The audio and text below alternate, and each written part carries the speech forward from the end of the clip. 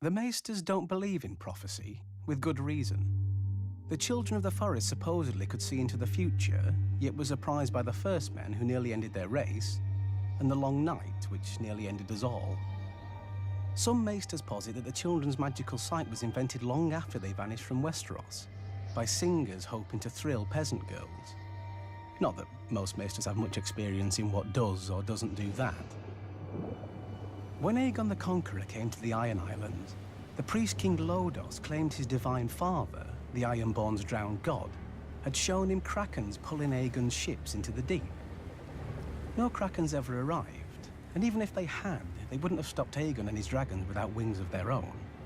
Confused, Lodos filled his pockets with stones and walked into the sea to take counsel with his father.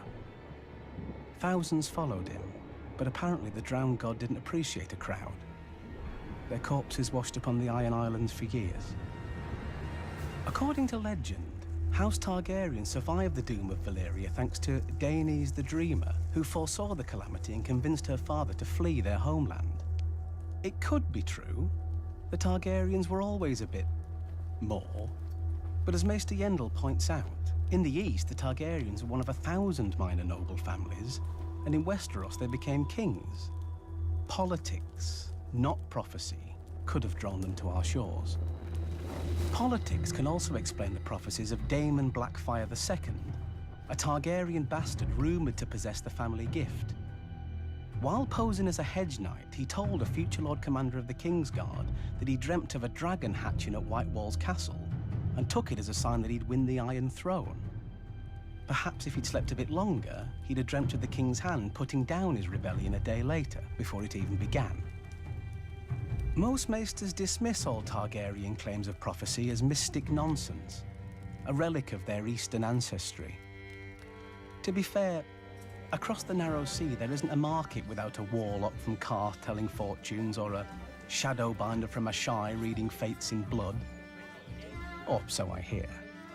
From the Maesters.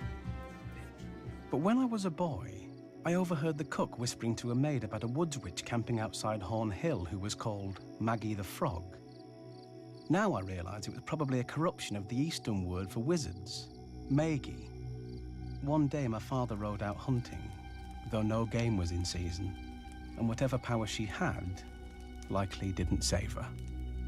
Even the wisest Maesters, however, have no answer for the Red Priests who prophesy about the return of the Long Night. For thousands of years, they've kept watch for the return of the prince who was promised, who will be born amid salt and smoke to drive off the darkness once again.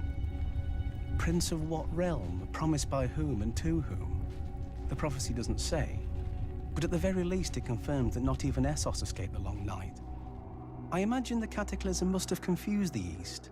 Unlike Westeros, they wouldn't have known of the Night King, or the White Walkers, or the war waged by the First Men and the Children of the Forest. They would have just seen a terrible winter descend and linger far too long until spring magically returned to the world. Yet somehow, maybe from passing merchants, maybe in their fires, the Red Priests saw the truth. Now the truth is here again, for anyone to see. But the Maesters refuse. They debate and question and doubt, not to choose the wisest course, but because they're too used to doing nothing else. Most prophecies might be lies, but not all of them. The Long Night is coming. If we don't believe that, well, we won't need any prophecy to tell us our future.